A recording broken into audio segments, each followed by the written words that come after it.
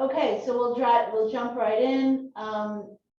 So our agenda today is working your database, networking, open houses, and micro farming.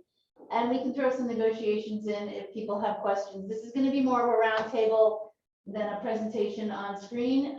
There are fewer slides and more conversation. So share cards, we're going to discuss the many different ways to connect with potential sellers, including networking, following up, staying top of mind, and the use of cutting edge technology. Thank you, Seth Kaplan from Win Local, to discuss some tips and tricks. Let me just see if Seth. I don't see Seth on yet. But we did send him the invite, right? Yes. I'll verify that he's on the right one. Okay, perfect. Oh, look at my little muffin. So we'll come back to this then. And we'll go to reach out to cold leads, touching base with past clients, connecting to your sphere, and check in with your vendor connections.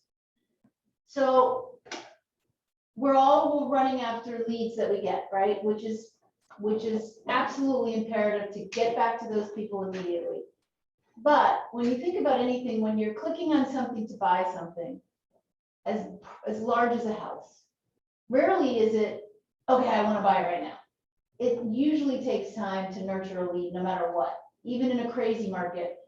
But as the market softens, people are clicking and learning, and a lot of times these leads, the average return of ROI on a lead generated from all the money we pay to get these leads, the average is 3 to 4%.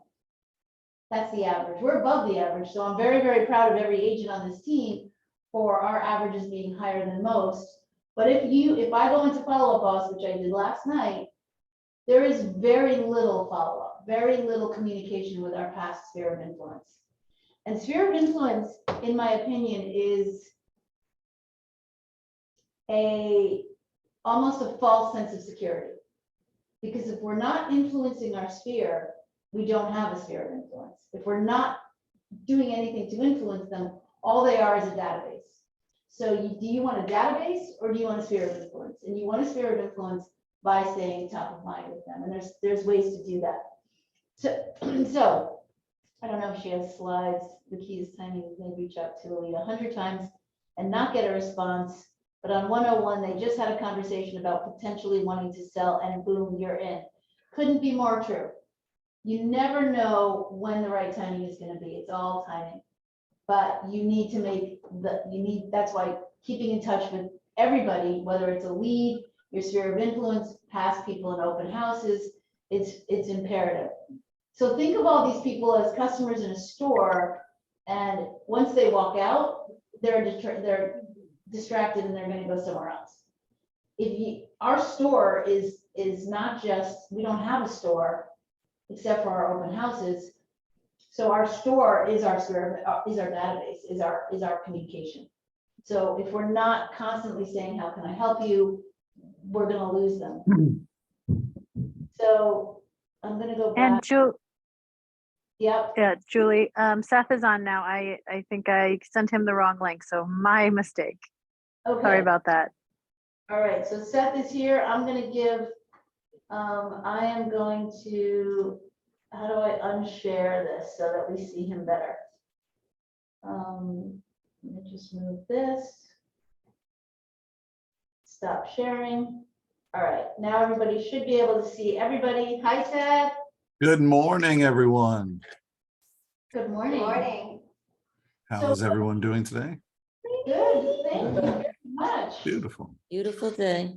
What we were hoping to hear today is we all have had the share card for about a year, and that was, everybody got them at the event, and there are fewer people actually utilizing them the way they should be than I hoped. And one of the things that I talked about with in my speech was technology.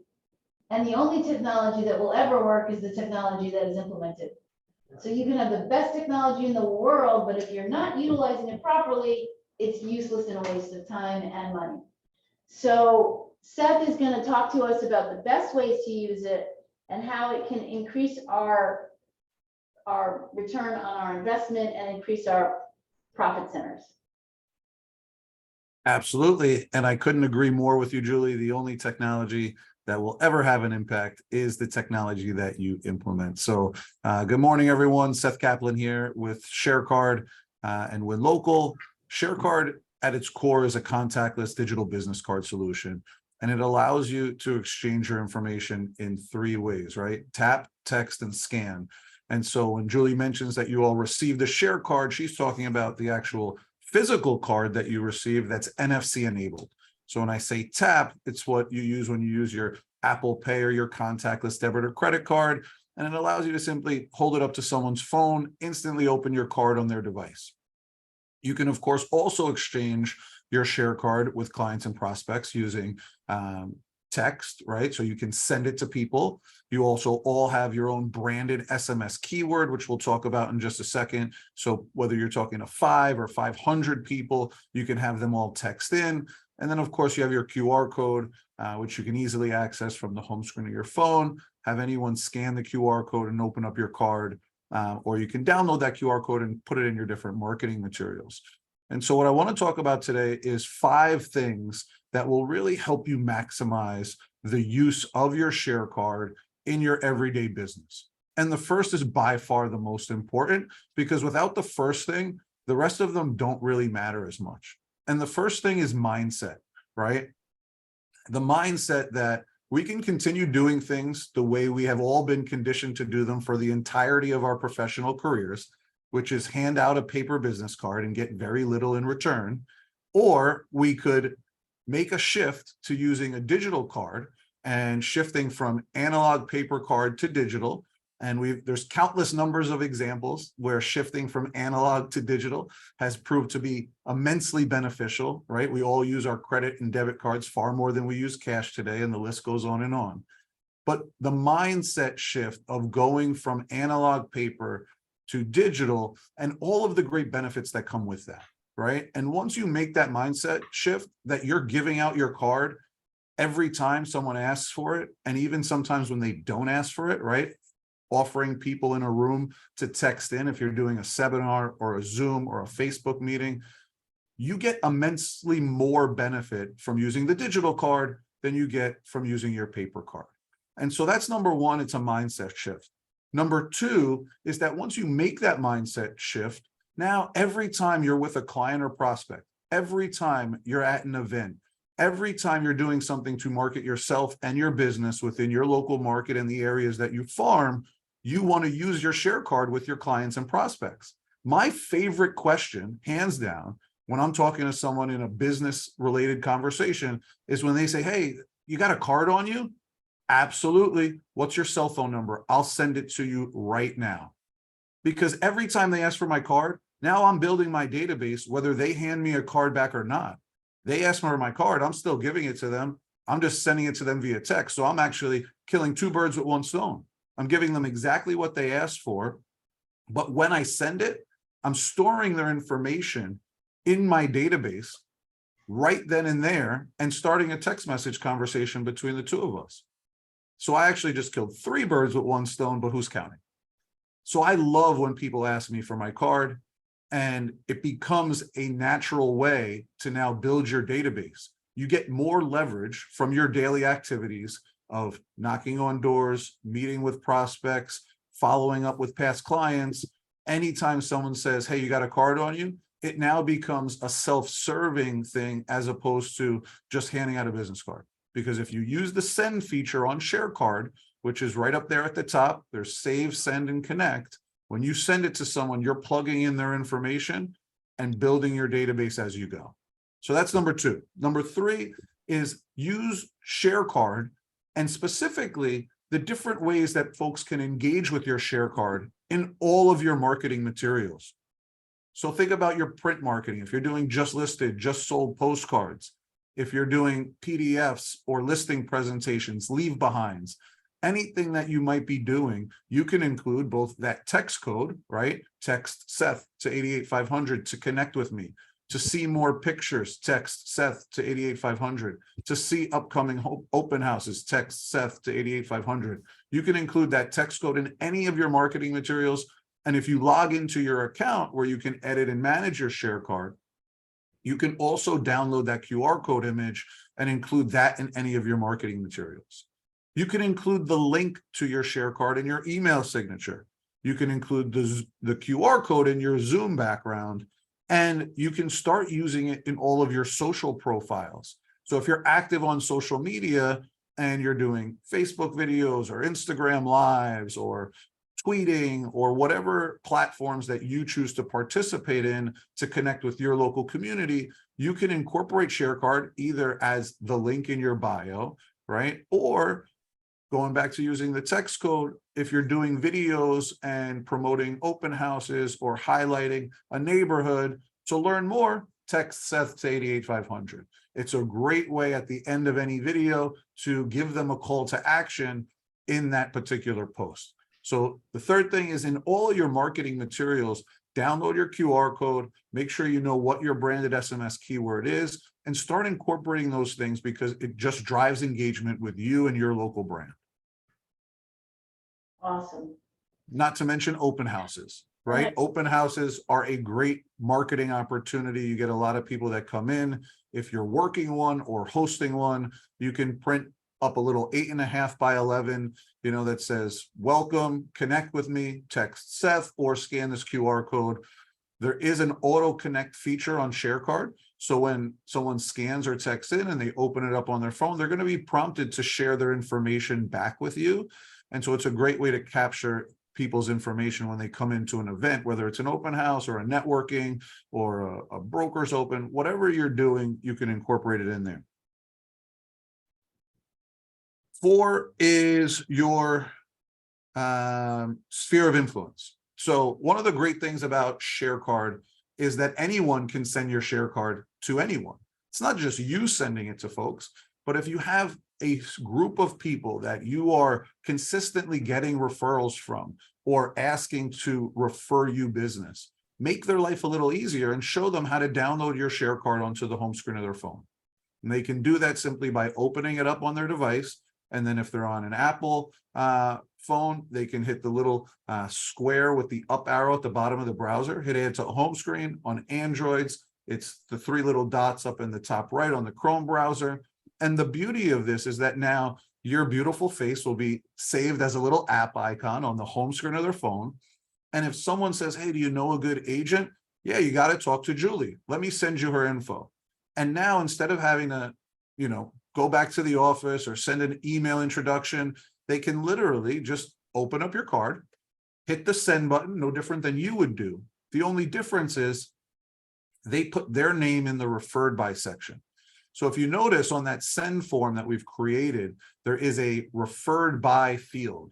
And so if someone in your sphere of influence is referring you to someone else, they can just pop open your share card, hit send, plug in the person's information, and put their name in the referred by. And the beauty of this is that then the person being referred automatically gets your information quick, easy via text message. More importantly, though, you get an instant alert via text and email if you want it. And you can manage that in the alerts section of your account. But you get an alert that in this case, Kelsey just received my information and it was referred by Julie. Great. Now I can immediately reach out to Kelsey and say, hey, I see Julie sent you over my info. I'd love to connect for coffee and learn more about what you're looking for. And I can send Julie a thank you text. Hey, thanks for referring. So it connects the 3 dots. So use ShareCard as a way to make your sphere of influence life easier by having them save it to the home screen of their phone and using it as your mechanism for referrals. And last, but certainly not least, I know the point of today's meeting is micro-targeting to your database. One of the things that makes ShareCard truly unique as a marketing and engagement tool and makes it different from any other digital business card solution that's out there in the market is that ShareCard is automatically building you an audience of everyone that you've connected with automatically without you having to do anything other than use ShareCard. So we've all had this experience online, right? You go to a website like Home Depot and you search for a leaf blower And now next thing you know, you're seeing leaf blower ads on the internet, right? They're retargeting us. But as individual business professionals, that's a hard thing to do for a number of reasons. The beauty and one of the benefits of shifting from analog paper to digital business card is that now we have a built-in retargeting tool within ShareCard as a benefit for you. So if you go out and start using your ShareCard and connecting with people, as long as they open ShareCard, your ShareCard on their phone, they are in a pixel-based audience that you can remarket to on platforms like Facebook and Instagram, where we know adults in this country spend a ton of time and attention. And so if you want to stay top of mind consistently and ongoingly with everyone that you've engaged with, and even your past clients, your sphere of influence, an audience that you might have already built, which you can upload to your account on the WinLocal platform. And Kelsey, I'll send you resources, short videos that you can share with the team afterwards on how to do all of these individual things. But now you're using ShareCard, you're building an audience. Let's say you have a list of past clients that you want to re-engage with. You can upload that audience and you can run a highly targeted, best-in-class campaign on Facebook and Instagram to everyone in this database. And these campaigns are not only effective, but they are very efficient from a cost perspective. Because when you use a custom audience list, which is what this is, you are telling Facebook and the Meta network, only show my content to people in my audience. So they're not using any of their data. They're not basing it on third-party data of interests and likes. It's only the people that you want to see this content. And so leveraging ShareCard to grow this audience of people in your local market that you can now stay top of mind with consistently and ongoingly becomes an immense benefit if you want to leverage these channels as your own little private TV network, where the only people that see your commercials are people that you've either done business with or want to do business with.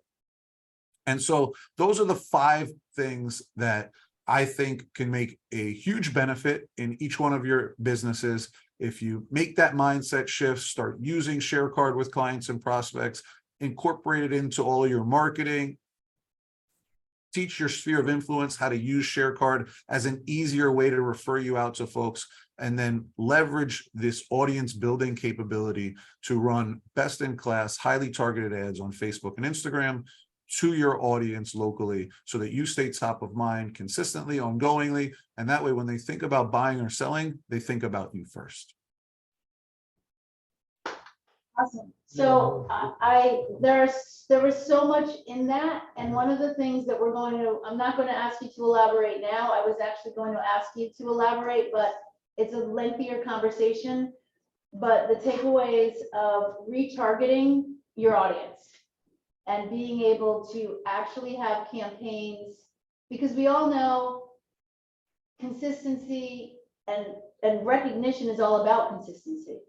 So if you meet someone in an open house and you're careful with the way you plan your retargeting messaging, you're going to be in front of them another 5 or 6 times, or even 3 times by the time you call them back and say, hey, I'm just checking in. They're going to recognize you because you're retargeting. So really we have, and we will do that. We will come up with strategies on, okay, here are some messages you can send to your retargeted market.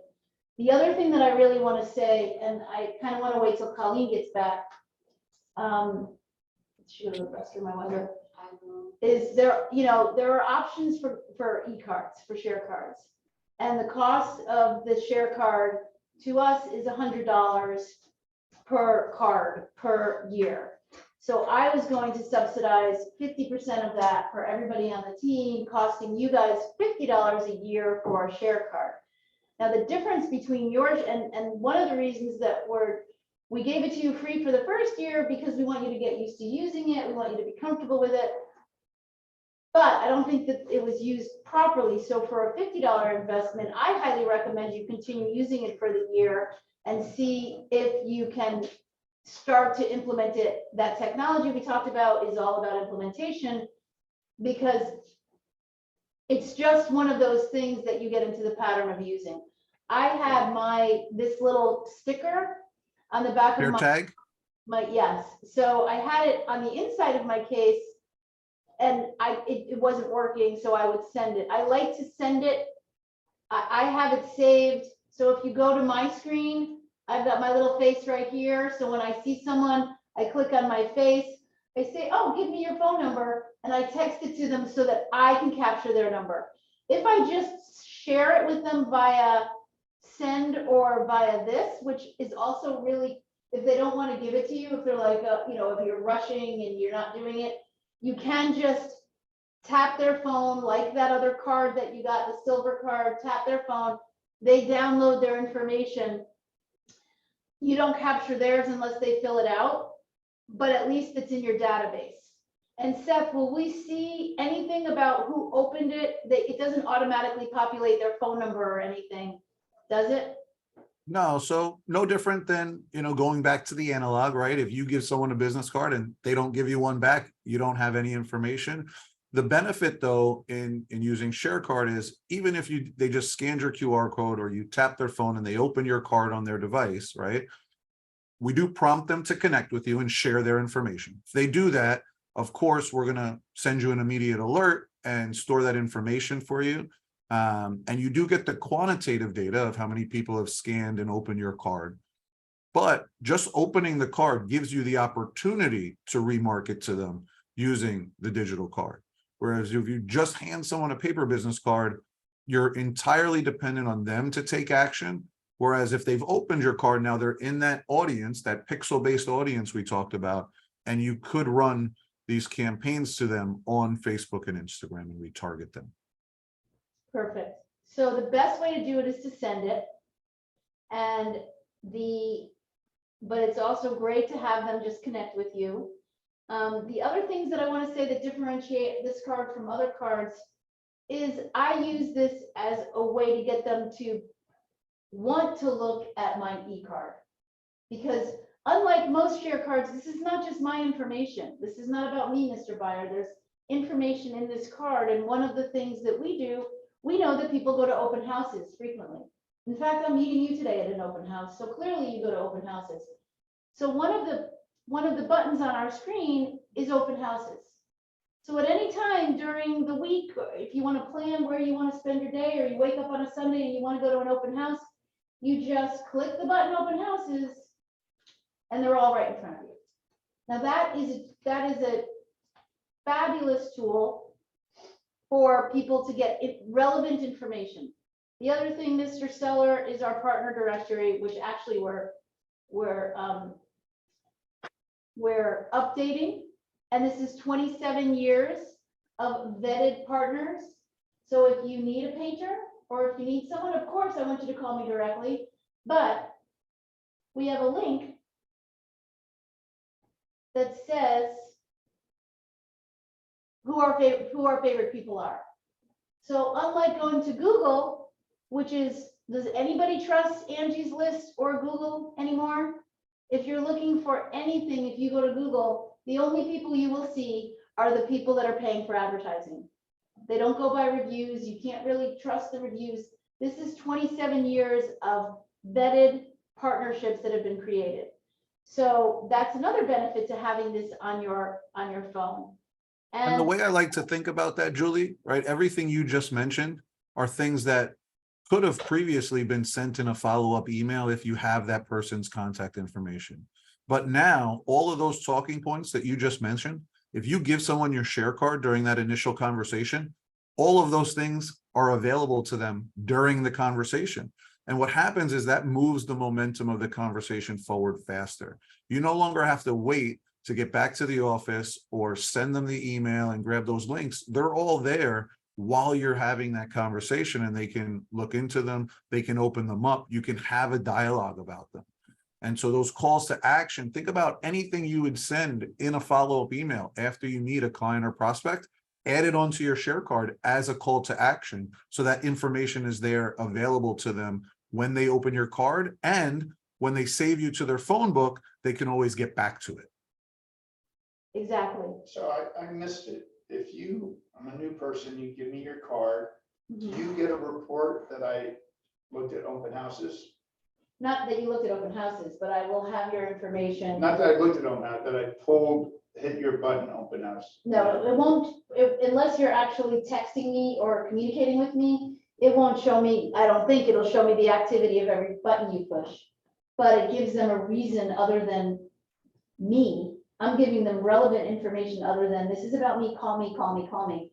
People want information. It would be nice to be able to pull that because we haven't met in 2 years. Yeah, I look in open house and you can then trigger to say, just checking in. yeah. I don't know, Seth, if they if they push a button, we're not alerted that they're using it, are we? No, so we don't send alerts for everything they click on the actual share card once they open it. But we do make some of those analytics available to you in your account so that you can see what people are clicking on and resonating with, what your top links are. But it's a great idea, and it's something I'll talk to the product team about, is, you know, specific alerts for things of interest, right? Yeah, It's a bit above my tech pay grade, but it's a cool idea and worth thinking of. But, you know, again, the goal is to drive engagement and create your data, build your database every time you interact with a client or prospect by using ShareCard. And so I do have to hop off, but thank you all for having me this morning. It's been a pleasure. I will send all of those resources, those how-to guides, over to Kelsey so she can distribute them out. Or if you want them right now, you can just text Seth to 88500. The link to our YouTube channel is on there, and there's a how-to playlist right there that you can start watching today. all right, we'll do it. All right, thanks everyone. Thank you so much, Seth. Seth, to what is it? What's your code? Seth, just text Seth to 88500. 88500. All right, cool. And 88500 is the same for everyone. What they text, the keyword, is what's unique to you. Perfect. All right. All right, have a great day, everyone. Thanks. Bye. So I just texted Julie to 88500. My face popped up. And then I also got your network is growing. 2576994 just received your share card. So that will come back to you and you'll know. I want to just go back to the fact that we have all these other tools to keep them on our site. If you're communicating effectively and you're not making it about you, but you're making it about giving them relevant information and saying, listen, I have a card. I would highly recommend you give them your card because some people want cards. You don't replace your card, but say, oh, here's my card, but I want to share our share card because number one, it downloads all my information for you. So you'll always have the proper information. But just as importantly, or if not more importantly, it gives you relevant information that will keep you up to date in what's happening in the market, such as an open house button that just lets you see all the open houses as they come on at any time. You might not use this. What area?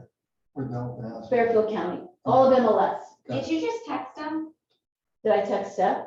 Yeah, I did, and it said service not available. Maybe I got the wrong text. I texted him and his face came up and his contact info. By the wrong. To Did Steph, you do 88500? 88500. To, careful, let's, to Steph. Remember you put 88 in the 2 and Steph in the message. If you emailed me your contact, would the QR code come up on the email? It could, you could put your QR code or your text SMS number on your email signature. So the other thing about the share card is it has also get pre-approved today.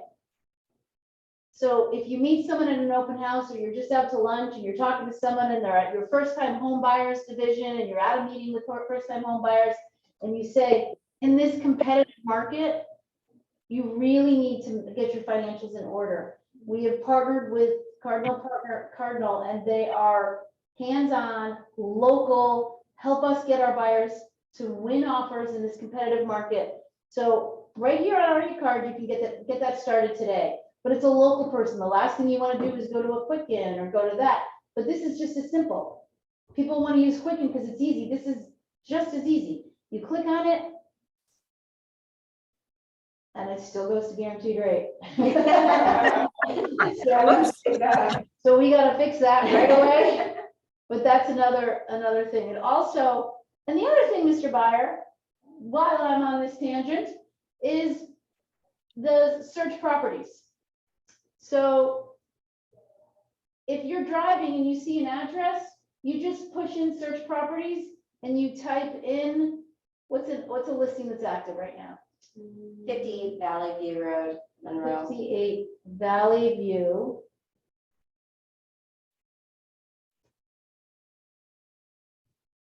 And it automatically populates, so if you don't know the actual address and you only know 58 Valley, it'll populate, you just click on it, and there it is.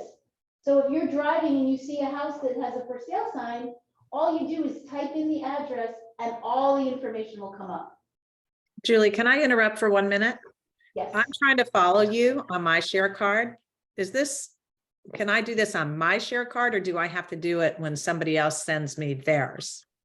All the things, because I don't see a way to click on, well, Cardinal or whoever. Hold up your share card to the phone. So I think that there was an issue with the apply now button that I Okay, realized yesterday. Do you have it was- do you have an apply now button on your phone? no, I do not. All right, so we can So put on. Okay, yeah, they were supposed to make it so that you could put whichever Cardinal Financial person that you wanted. But it seems like it just recently removed it from everybody but Julie. So I have Yeah. a call into them to fix that. So um, if everybody wants to email Kelsey who their preferred partner is with Cardinal, so it will either go to Nick, or it will go to Jen, or it will go to Maria. Just let us know and we'll make sure that goes up there, as well as the open houses, or if there's something you prefer to have up. What I have, and I can send everybody, mine is, the top is call, text, email, about me, our website, and location. Location we have to keep on, and that just points to our office. And then my other buttons are open houses, property search. So that's when you're saying, listen, what I love about this is you click on this, you're driving by a house, you see a sign, you get the address, you type it in, and you have all the information. I have Review Us, which Mhm. goes directly to our review. I have that too. I have Vetted Partners, which goes to our partnership page. And I have Get Pre-Approved Today. And at the bottom, the other good thing is you're talking to someone and I'm talking about, oh yeah, blah, blah, blah, blah, and social media, blah, blah, blah. I will say at the bottom of my e-card is all my social media. I would love for you to follow us on Instagram. I would love for you to follow us on such and such. And it can be your Instagram or the Vanderbilt team Instagram if you don't have one. Love it to be the Instagram Vanderbilt teams because you want to build followers, but I totally get it why you would want it to have your own. But there's Facebook, Twitter, Insta, LinkedIn, and YouTube. So make sure the YouTube goes to the Vanderbilt team YouTube, and then you can do whatever you want with the others. But if you don't have Instagram that you're proud of, or and we might take off Twitter and do TikTok there. Yeah. So, so for the $50 investment, and for me, it's a couple $1,000s because I'm subsidizing. It's worth it. This is not This is amazing. you don't have to do this. This is a tool that if you want it, investing $50 in it to make yourself use it, I think you'll use it if you pay for it. I mean, not as many people used it as we should have. We're gonna have more training on it so that you're more comfortable with it. The icon here on your page. So if they save your contact, it will just save all the information. And one thing I do want to say too is make sure in your phone number, when you're pulling it in, make sure you have your cell phone number and your follow-up boss number. Because if you call them from follow-up boss and they've saved your information, it's going to pop up as Colleen or as you. Because one of the reasons I don't like to call from my follow-up number is because follow-up boss number is I'm thinking they're not going to know it's me and I've already talked to them and it's going to be confusing. But because both of those numbers are in your follow-up card, in your share card, it's gonna come up as you and they're gonna know it's you when you're texting or emailing. Everybody get that? That makes sense. Yeah. So Um, Julie, I have a question, another question for you. I actually really love the share card.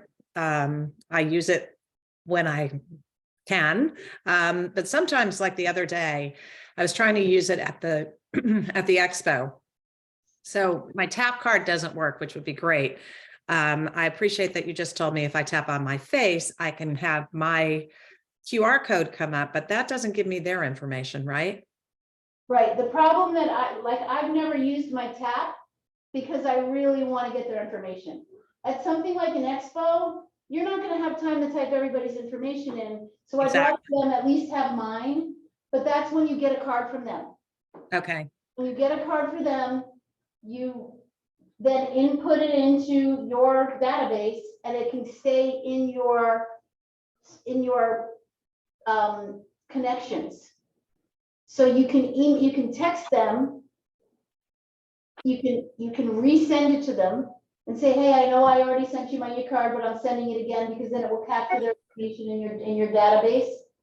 And what I didn't know about was these campaigns. Like, I didn't realize that your whole database now, you can follow them and they can follow them with campaigns on their social media. I don't know how that works, to be honest, but that's target marketing at its finest. That's a valid thing. And Ellen, the other way that if you're at an expo like that, you can say, yeah, I'd love to give you my card. Just text, you can have them text the 88500 your code, which Good I don't idea. know if yours is Ellen or Ellen MC, but Julie's is Julie. So you can do that on the Win Logo site to find out what yours is, or if you remember what it is when you set it up, and I can help you with that. okay, great. Also, I was just thinking, it's such a great tool. When you hang up from talking with a lead, is that what you send, Julie? You just like put their phone number in and send that, because that gives everything instead of just a text with, like, I used to just hang up and send a text, hi, this is my contact information, but this is so much simpler and quicker and gives them more And they information. get to see your face. Exactly. Can I, Yeah. yesterday, We at should, I'm just gonna show you what I did yesterday at 11:23 PM. Lead came in, I texted, you can see the picture of the first thing I do is go to vanderblue.com, write in the address and text them the listing that they talked about. If they're Google, I mean, if they're Apple, for me, it comes up as a picture. If not, it just comes up as a link. Either way. So then now they have the picture. Then I wrote, hi, Helen, it's Julie Vanderblue. I'll give you a call in the morning to confirm a time to see the property. Thanks for reaching out. I have never spoken to her. I'm assuming the close. I'm saying, okay, we're going to confirm a time to see it. I don't even know if she wants to see it at this point. Sometimes I'll say confirm. She might have even say that I'd like to see it in the realtor.com, but thanks for reaching out. My e-card below. So my e-card is below. She clicks on it and there it is. So now How'd you do that? How'd you send her that text within your share card? I didn't send her the text with the share card. I just sent my share card from my share card and it goes right into the stream that we're already in. Okay. So since I already had a text with her, I go into my share card, I type in her number, I write her first name and her last name, and it'll automatically go to that. The other thing you can do is push on the link, push copy and paste it, which is actually what I did last night because I knew she was already in my database. So I didn't have to re-put her in my database. If she wasn't in my database and I just met her, I would have typed her name and her phone number. Everybody get it? and we can have another training on share cards and go into a lot more detail on all of this. Yes, because we That'd do be have a great. lot of stuff to cover. But for a $50 investment, it's a really good tool. All right, so I'm going back to training. So reach out to cold leads. This is like an obvious one that I don't think gets done. But when you're time blocking, I would automatically, and I will say that every single time that I have taken the time to reach out to cold leads, I have gotten some value out of it. every single time, even if it's just connecting with someone to plan for 2 months down the road or whatever, even if it's one person. So time block, reaching out to cold leads at least once a week for like a 2-hour stint or 2 1-hour stints. Because 1 hour might be enough for you. Like, it does get exhausting to be making the phone calls for cold leads. And cold leads are just people in your database that you haven't spoken to in a while, that were a lead that came in. Remember the idea of, Julia Roberts in Pretty Women? When she goes to go shopping and they're rude to her and she comes back and she says, you work on commission, right? Big mistake. And I'm not saying you're being rude to them, but in a way, by not continuing to keep them informed, you're not paying attention to them. And they're gonna buy. If they are on Realtor.com, there's nothing that kills me more and will kill you too, when you call up a lead and they say, oh yeah, oh, thanks so much, yeah, I just closed last week. And that kills you, because you're like, shit, had I just kept in touch with them, I would have. And these are warm And- button leads that are clicking on buttons to buy a house worth a $10,000 commission. Okay, And just to put some perspective, a Realtor.com lead comes in, you call them, you text them, you email them. So does like 3 other agents, and they're like overwhelmed, so they don't talk to any of you. And then you guys try to reach out later because you continue to try to follow up. That's when you're the only one there. You know, maybe that day they just got overwhelmed and they're like, I shouldn't have clicked that. But they are looking to buy. And so when you reach out, it's all about timing. So continuing to try to touch base with them later on is very, very important. and come up with different ideas on ways to connect with them. And when we do our next call night, I think we should focus on cold leads for that whole hour. And then sphere of influence for that next hour, and expireds for another time, so that you really start to get into think about practice. If you play basketball once every month, you're gonna suck. You play once a year, you're gonna suck worse. If you play every day, you're gonna get good at it, and it's gonna roll right off your fingertips. So I would say, I like the video, I started doing for the cold leads, the video for follow-up off. yeah, That way it's, because like he said, and that I actually got some response from that. So I need to do that more and more, so like absolutely. they relate to me as a person, like that's what he said, and I It's not think just a phone number. and I don't texting. even, which you know I hate, but I just do it and I send it. I don't watch it over or whatever. I just send it, and it does seem more natural, right? Like, Yeah. so I did get a response from those. Yeah, BombBomb, I would say, is another tool. You can do just video. The beauty of BombBomb is you can do it right from your phone, and you can choose a video. It's a good tool. In fact, at the thing yesterday, I was like so bummed that we had such little time, but technology was my point about implementation is really valid, but there are so many strategies to use these tools. And BombBomb is one of them with reaching out to leads. And I usually say, hey, I just wanted to put a face with a name. I'm sorry I missed you. I didn't get in touch with you, but I will get you those details on 123 Smith Street. As soon as you can, give me a call and we'll chat. So video, and remember, you were there when we got Merwin's, when they were talking to 3 or 4 other Yep, people that all, they it was canceled. all, well, 2 things. I should say it was all technology. The technology really put it over the edge, but it was really the connection you made with them, the personal connection. So But the reason he felt so connected with me is I immediately sent him a video. Why would he have been connected with me when we got there? It was like he already knew me. He liked me because I was likable on screen. Yeah. So reaching out to cold leads, I would say, put in your calendar and just pull up your follow-up boss and pull all your cold leads up and just force yourself to call them. And it's not hard. Hey, just checking in. Are you still, you can text. Are you, I may have a property you're interested in, or this, I always say this one made me think of you. I look for something that might make an expired that might make me think of them.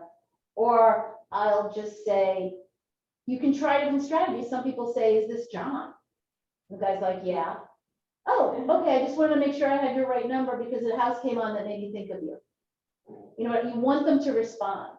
So if you're not getting any response, John, question mark, chances are good they're gonna respond. What? Who is this? Oh, hi, it's Colleen, and there's a property that made me think of you. Are you still looking? Are you still looking? No, we found something. Or, well, or I already have a realtor. And then you can actually put them in cold, Put them but in cold, because they lie. don't, yeah, don't Brian's- ever let Or in go. Brian's case, hey Ben, hey Ben. Hey Ben, hey Ben, hey Ben. Ben. So, I know, what the hell was that? Right. So They the got an next, answer. so obviously the leads that we get through Realtor.com, HomeLight, and all the lead gen are actual warm bodies looking at properties. Not all of them are, remember, the return on ROI is low, but we're increasing that because we're actually communicating more effectively. Connect with your sphere is your sphere of influence, but I stress again, your sphere of influence means nothing if you're not influencing your sphere. It's a database is not a sphere of influence. Like, I know some people buy databases and they have thousands of people in their database and they call it their sphere of influence. That is a false sense of security that these people don't even know who the hell you are. So, although I believe, buying leads, I would keep them in a completely separate, I would tag them as a download so that they're not mixed in with your real sphere of influence, and you're gonna nurture them differently because you gotta get to know them versus the people that already know you. Your sphere of influence could be your neighbor or someone from our neighborhood network that you met and invited in, which we're gonna talk about vendor connections. So I would have a strategy where you do a bomb just for them. You do a automatic mass email that says a video that says, hey, happy spring. I just wanted to check in with you and let you know about what's happening in the market. I'm sending a market snapshot below. I hope you're doing great. You don't say their name, and you can do a mass email. For the ones that are more personable, you can say, hey, John, just checking in, and Outdoor Design is having a phenomenal sale. I know you're doing your landscaping right now. Here's a link to Outdoor Design. Right. Relevant information. And that's why tagging is so important in keeping track with your sphere of influence. If I got a text, people know I love pottery, right? The people that I meet that said from a mortgage broker that said, hey, Julie, I know you love pottery. There's a class that they're doing in South Norwalk, or a show that they're doing in South Norwalk. I thought you might be interested. You're like, wow. Cardinal never tells me about things that are relevant to me. I mean, I would seriously start thinking about people want to hear from people that care about who they are. So making those notes and connecting with your sphere of influence is really important. Touching base with past clients, that's the worst for me. I don't do it well enough, which is why I have people who service my accounts, because it's something that I have to learn how to do better. I send a personalized card on their 1-year anniversary, on their 2-year anniversary, every year for their anniversary, I send a card through the mail. But same thing I should be doing, like I was thinking about Hans or whoever that photographer was, that I should be, and I sent them just a little video saying, hey, and they sent me somebody that did something for them and said, oh, I thought they might be good for your renovation if you have anybody that needs a handyman. So I write back, thank you so much. I add him to our vendor list. So it's so important just to keep in touch with them. And also the other thing is you go into your share card, you go into your database. This is an easy one. Hey, I got this new share card and it has a lot of relevant information. You can search for properties, you can search for open houses. I just wanted to share it with you.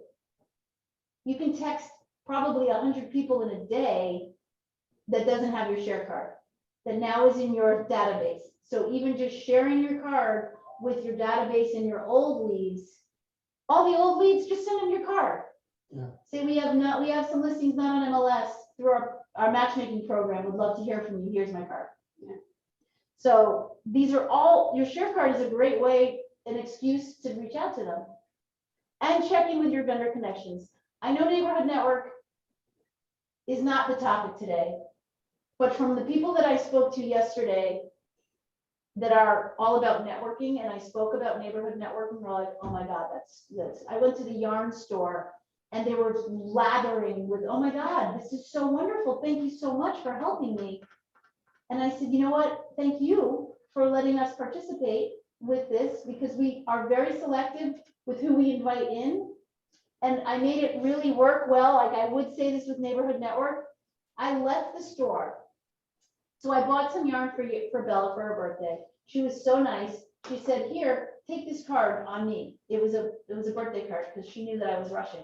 She said, here you go, take it. I went to my car. I came back in and I said, you know what?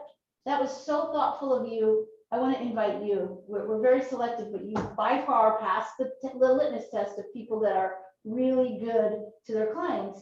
And I'd love to invite you. And she was honored to be invited. Now, remember, when we're talking about Neighborhood Network, these are not just, there's 3 reasons to do Neighborhood Network and get more vendors into it, particularly in the areas outside of Fairfield, because Fairfield, we have a lot. Number 1, these are people that own the business. And if you're helping them, they will be more likely to help you. So you're going to say that, and I said to her before I left, listen, this costs us a lot of money because we're creating all of this.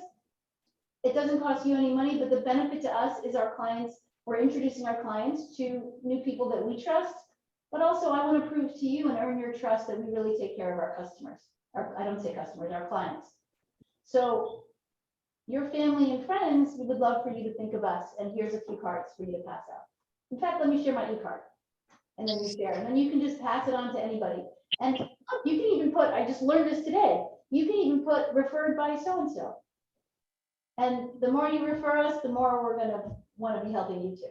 You know, so vendors have families and they're in front of people that are looking to buy houses. And real estate is all the talk. So people are talking about real estate all the time. And if you make them feel good, how many people like to refer? If you have a good restaurant or you have, how many people like, oh my God, I love this place. Even doctors, ask someone about the doctor and watch them. Oh my God, my doctor. Most people, or whatever it is. You want to be that makes them think of you because you care. And a vendor who you're supporting their business will know you. Yeah. So, okay, so that's it with checking in on your database and checking in with vendors. Choose for micro farming. Choose your niche. I can't even the reason we have so many divisions is people want to work with people like-minded that know things that they do. Urban to suburban, everybody's moved from New York. I think there should be more people in the urban to suburban division who have experienced New York. It doesn't pigeonhole you. You have to have a strategy once you choose a niche. You have to narrow down the area you will cover. There are mailers, there are door knocking, there are letters. Smaller for when you're calling. There's social media that you should be out like Westport, Wednesdays in Westport. Valerie and I were just talking about what the name of BlackRock will be. I was like, BlackRock Bonanza. And she was like, no, BlackRock. I was like, black and blue rock. Yeah, like Boulevard 5. Yeah. But having consistent social media in the area you serve, there are so many areas that it can be all of Westport. It can be just Coleytown. It can be Lake Hills. It can be Greenfield Hill. It can be small niches. It doesn't pigeonhole you, but you have to be consistent. And getting a listing is not the end. Micro farming is a cycle. If you get a listing, then you have success. Use that as a reason to touch base again with everybody. Hey, just got this property in my favorite place in the world, Lake Hills, and it's coming on next week. It's coming soon. Can't wait to show you. Lake Hills, Lake Hills, Lake Hills. You can create a little mini logo about your micro farming or your niche, like we have for all the divisions. So there's some branding there. And then your face is on it, and they're going to think of you when they think of BlackRock or Lake Hills. But consistency, choosing your area, narrowing down what you want to do, and doing a lot of it. If you're doing a mailer, then you're going to do door knocking. Or you're going to do door knocking, and then you're going to do a mailer. And you're going to be consistent. But doing one mailer is going to do nothing.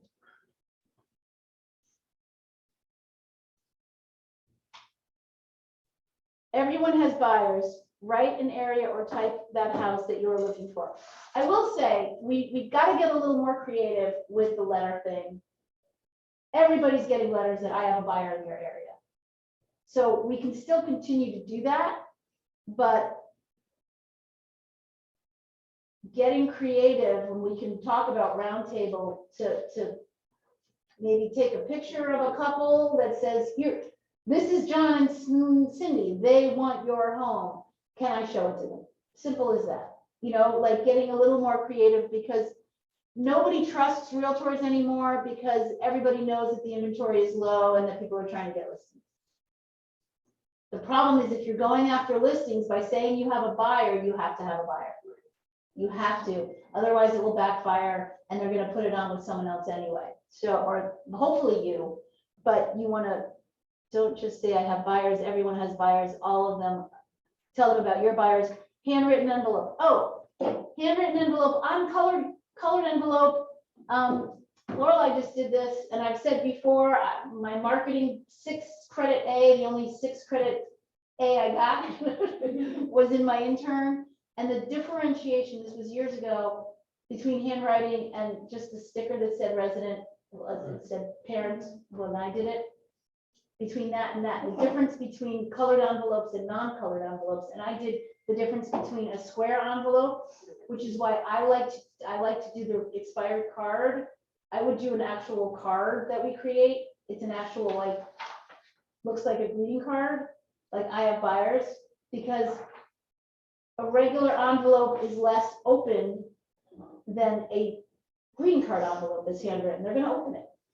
And that's why you've seen our expired cards that say what they say, but we can create one for I've got a buyer card. We did a whole mess of mailers. We all know I've done a ton of mailers, but so I had some extra. So I tried something different and I hand wrote the addresses. I don't know. I just tried it. And then I circled the phone number and then I wrote a little note on it. And so I want to see, I mean, you can't do that for $5, but like, I don't know. I just sent them out, but I'm hoping maybe that'll be, so I tried it. So really good point, because if you have a bunch that are kind of, They're extra from the mail. exactly, You so know? you should always get extra, and then you have them, and then you're getting a new listing in that area because you're target market. That's exactly what's And happening. then you Yeah. write it to that sphere of influence right there, or you bring it to them, or you mail it and you knock on the door. So absolutely wonderful suggestion, Colleen. So Perfect. can I make a suggestion on that? Yeah, When I marketed the houses, and I still do, I did use colored envelopes because it gave a sense of a wedding invitation or something for them to open up the letter. But maybe the team hires a VA to do all that. well, You can also use Sequoia print font, and it looks like handwritten. it looks a little more like handwritten, especially if you're using a colored envelope. It looks more like handwriting on a colored envelope than a white envelope. We also have, there's also an opportunity to buy, it's a pen, and you type it on, you put a CSV file, and it actually writes it, which is what some people use if we're doing enough. It's not cheap. I've used a service called Handwritten. Yeah. And if you know it, it's just, you send your message on a thing, on a postcard, they handwrite it for you, Yes, yeah. It's just very expensive now. It is, and getting an agent getting an intern to do it for so many people, like, we could get someone who you guys pay to do it for you, but 5,000 cards or 250 cards isn't that bad. I mean, I handwrite my own Christmas cards, although I haven't sent them in so long. I did 500. They were two, so it wasn't too bad. I mean, I didn't do it in one sitting, No. but it's not too bad. It goes pretty quick because you just get so used to like. Trouble is, you can't do that consistently. Most people Yeah. don't, Yeah, and that's why you have a Well- system that does it. Yeah, exactly. that's true. That's true. I used to use yellow letters, and they write it out like Yeah. it looks written. I mean, I really do believe the color of the envelope will make a big difference, and the shape of the envelope. I was gonna say the size of the envelope for me, like those long ones, it doesn't matter what color it comes in. I know there's something like that, but if you have it like, yeah, Because smaller. even like wedding invitations most are not calligraphy anymore. They're a beautiful print Mhm. that has been printed on a pretty envelope. So I wouldn't I wouldn't let the handwritten get in the way of the big ones. Don't let great get in the way, don't let perfect get in the way of good enough. But I do think the handwriting is better if possible. So do something consistent, and we can again have a round table about some creative ideas on things we can do for mailers. Oh, am I watching this? That's Canva. Target the same areas, be consistent in timing and in design, look familiar, get creative. Just sold, just listed, marketing updates, tips and tricks. Check out Maxa templates. I would leave space, and I would, if you have a neighborhood network and you have our neighborhood network, like I'll probably call, I should have already called Chris normally, like in the past, Mother's Day is coming, I would say to Chris, hey, Chris, can I give a 10% coupon on flats for Mother's Day to my sphere of influence? And then I would put in the mailer, visit our partner at Outdoor Design, 10% off with this coupon. So it gives them relevant information. So if you have a painter that you use, or anybody that you use that you want to refer business to, that gets them exposure for free. You can even ask them to, do you want to participate in my mailer and pay me $125 to get your message out there? Yeah, and they'll pay. So it also helps to subsidize the cost of your mailers. But I would highly recommend you look at your calendar and you target what you're going to do in advance. So in October, in August or September, you do spring cleanup is coming. Here's our partner to get your home spring clean. Or Christmas, don't forget Maple Tree Christmas trees, or Silverman's Farm for pumpkin pie, or whatever. So there's a lot of different ways to subsidize your mailers. Door knocking, the target areas that your buyers are looking. Door knocking in areas that you sent letters and mailers. Bring market updates, bring other gifts, scratch offs, pop by gifts, blue bulletins, bring your accountability partner. So door knocking is, some people can't do it. Some people just can't do it.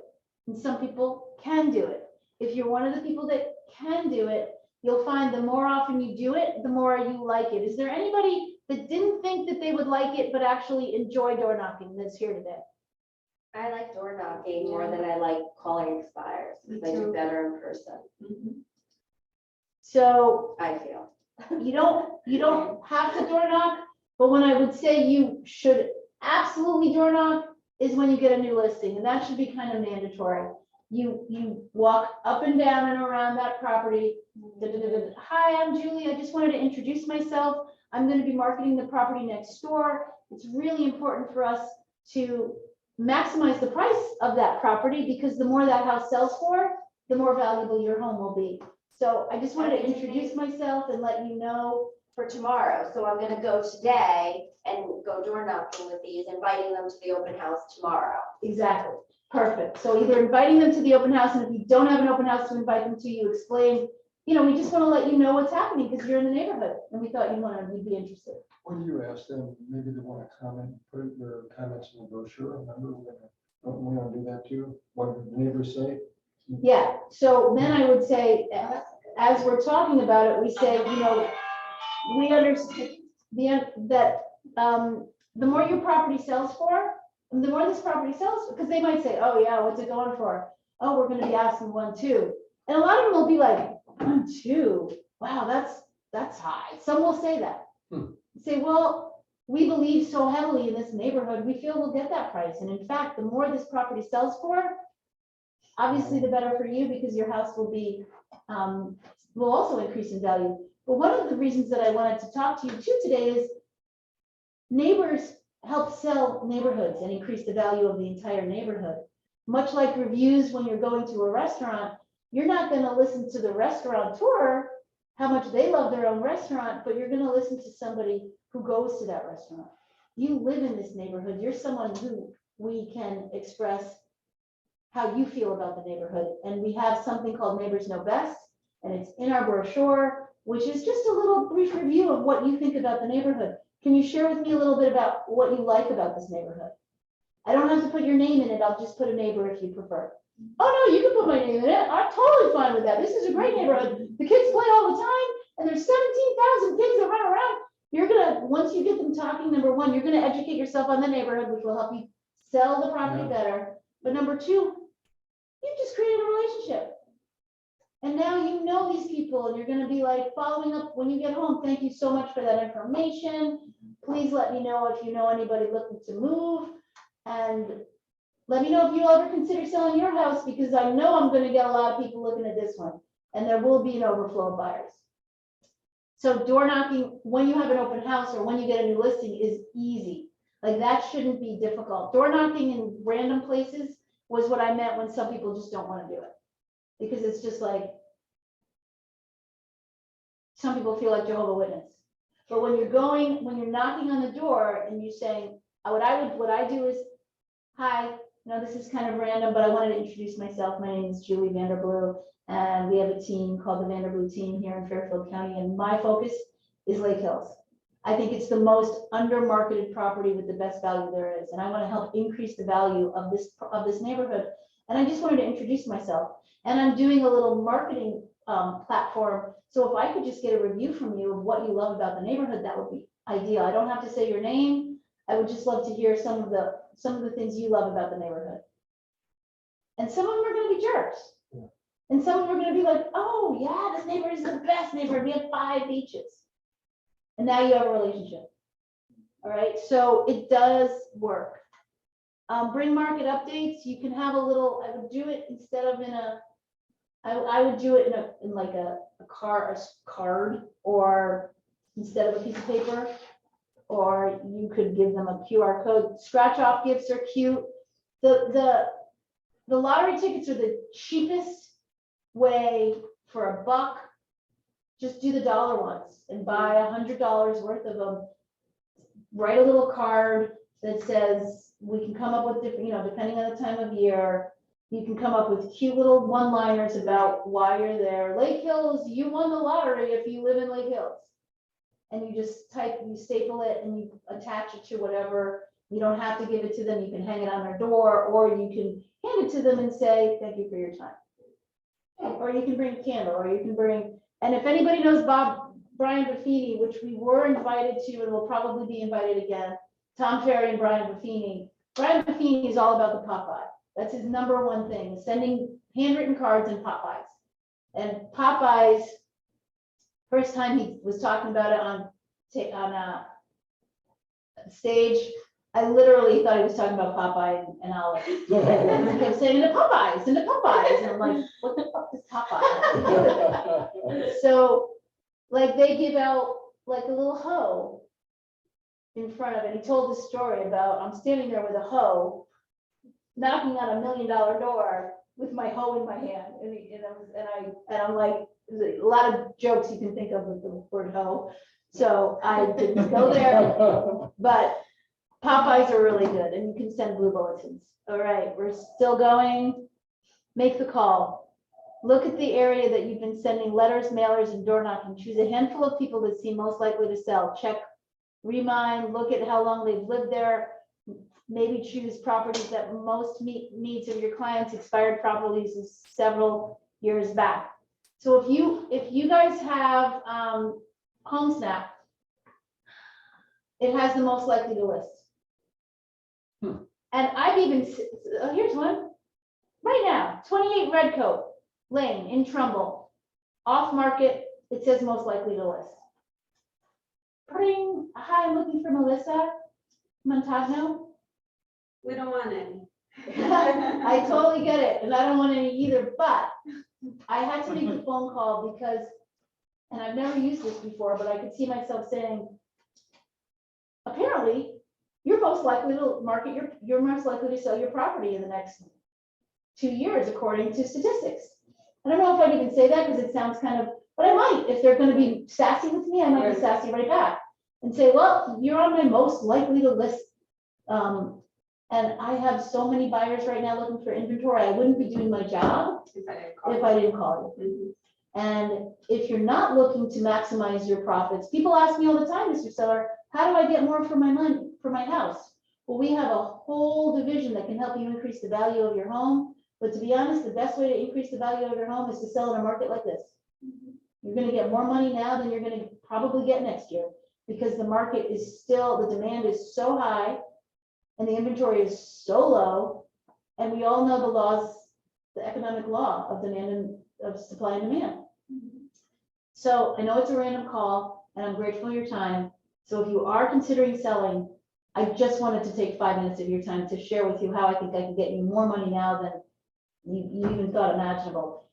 If you wanted to share your make me move, like, is there a number that you said, well, if you give me, oh, well, if you give me $10 million, yeah, I know, I wish.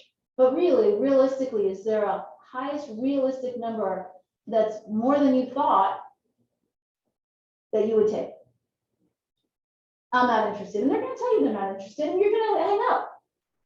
And one of the things that I learned is every time you get a no, you should be counting your no's. Oh my God, yay, I got another no. I got another no. I got another no, because the more no's you get, the closer you are to your yes. And if you look at no's as not obstacles, but just part of the path, then you're, every time you get a no, it's like, all right, next one, no, no. I've got 6 no's, that means a yes is gonna be right around the corner. And it's true, statistically, it is true. It's true. So make the call.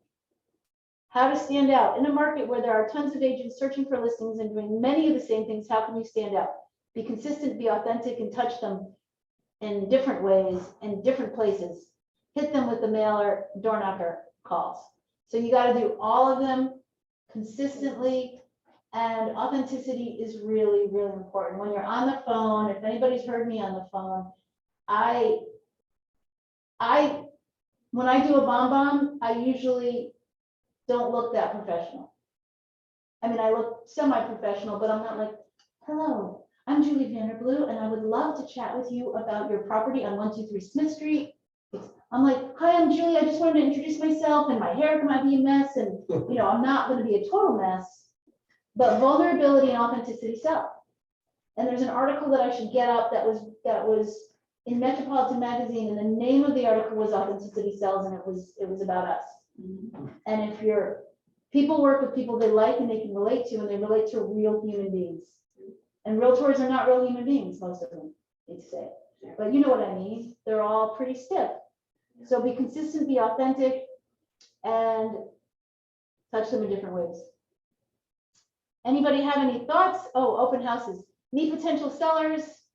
Many times at open house, people are interviewing potential. Oh, can't stress enough that the attendance of open houses that you might not remember to say is not, oh, do you have anything you have to sell before buying? That puts them on the defense. I don't have to sell. No, or that's too, when you're meeting them. Say, you know, we've created a matchmaking program because a lot of the problem with the inventory right now is that there are sellers that don't want to put their house on the market, and because they don't find anything. So there's a clog in the system. All the sellers are waiting, and if they put it on, then the buyers could buy. And so we've created a matchmaking program for buyers who have something to sell but don't want to put their house on the market. Like, will you be selling, or are you a renter currently? And if you say, are you currently renting? Oh, no, I own my own house. They're like, are you kidding me? You're a renter? You know, so no, I own. Yeah, so you're just like 90% of our people have to sell or want to sell. Well, I don't have to. Or you can even say, you know, a lot of our sellers don't have to sell, but they want to sell. Nobody wants to own 2 houses. So this matchmaking program works brilliantly because we might be able to bring you a buyer for your home before you have to go through the process of doing things. And fear of loss kicks in, and they're going to pay a premium just to get into your home. So I'd love to hear more about your property.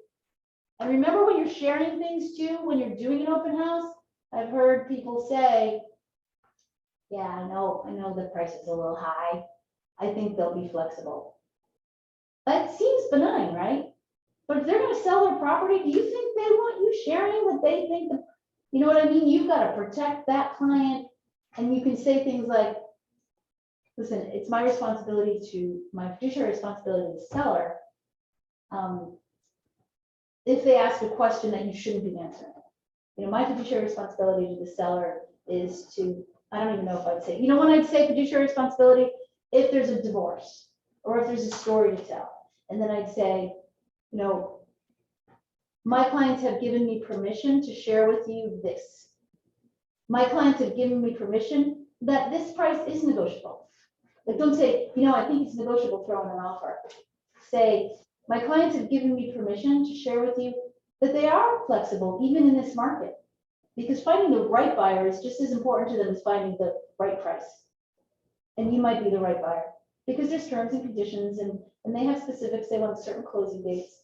So my clients have given me permission is a really important thing to say, to create that relationship so that they trust you with listing their house. Ask the right questions and listen, make it about them. If you start asking about them, then you will share, then they will share more, and you just need to listen. So the other thing is, everybody knows, after they leave, you're writing down everything about them so that when you do follow up with your BombBomb, which I highly recommend, hey, it was so great to meet you and Johnny and Samantha. I hope you had fun at the birthday party.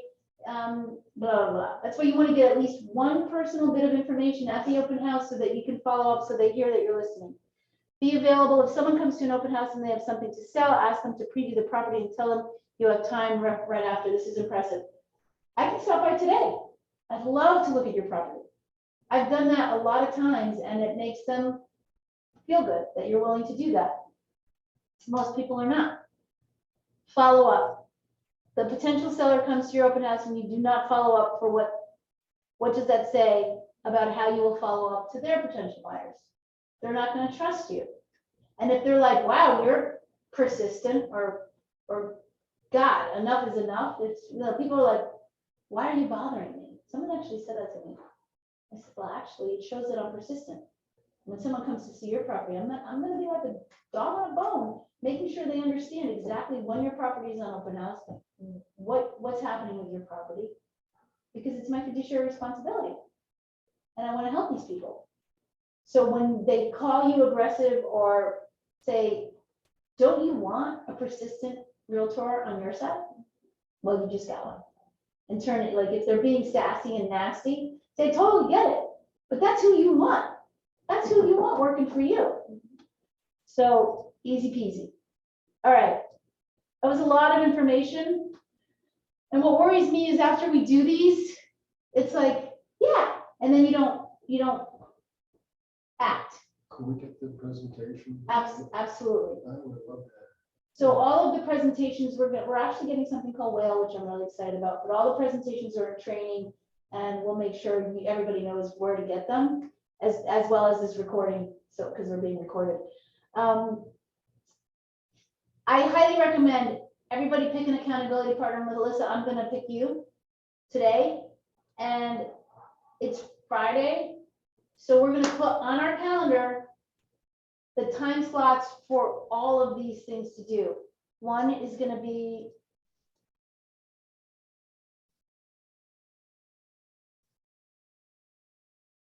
reaching out to cold leads. One is going to be 1 hour at least for this, 1 hour at least for this, 1 hour at least for this, and 1 hour at least for this. And I promise you, you'll make more money. And whether it's just with an accountability partner, even if it's just telling me, tag me in your calendar so that Kelsey or I can follow up and say, did you do it? It's not that you're going to sit together necessarily, and you don't even have to do it at the same time. It's so that when Colleen calls Valerie and says, hey, did you do it? Valerie says, no, me neither. All right, let's do it. Let's do it right now. Let's just get it done. Because relying on leads that you're paying a referral fee for is great, but even those you won't turn over unless you're doing this. The best thing is to work your sphere of influence of people that you've met. Number one, you don't have to pay a referral fee, but if you're not, and I will say, if you're not doing it because of the high cost of leads, and they've gone up, if you're not working your follow-up, boss, we're going to take it as you don't have time. And if you don't have time for leads, then you shouldn't be getting leads. And once you want them back, you're back on.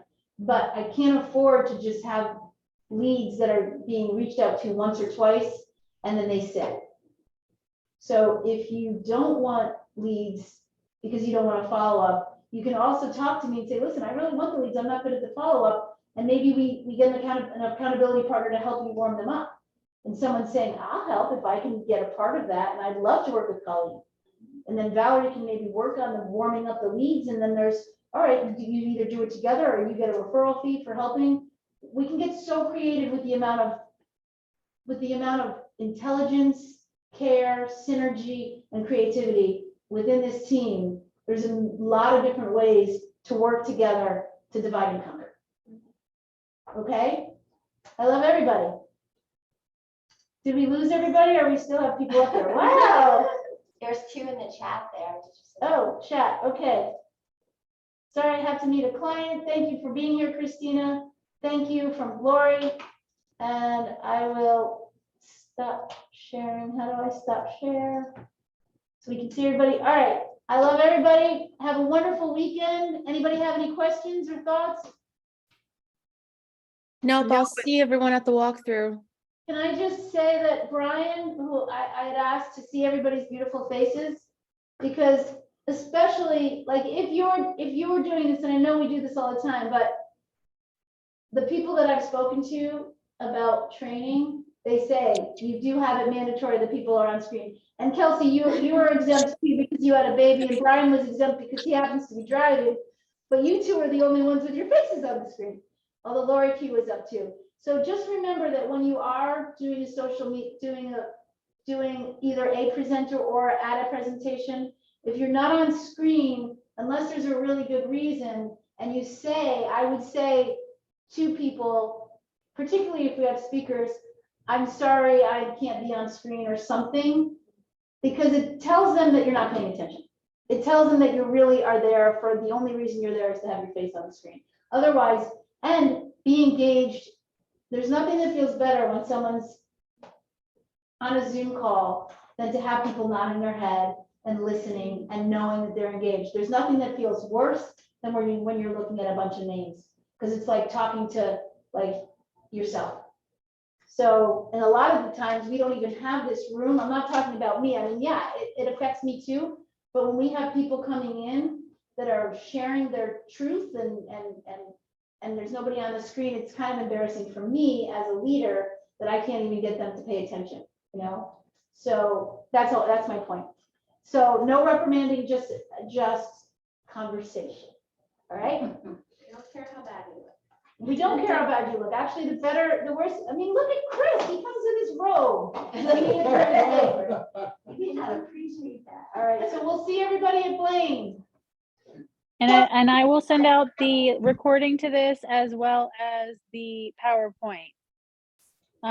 Don't forget to email me regarding share cards. Yes, share cards, everybody I may have found them. should do it. All right. I got Have a great day. Love Call me if everybody. anyone Great needs me. training. Bye, thank you. Bye.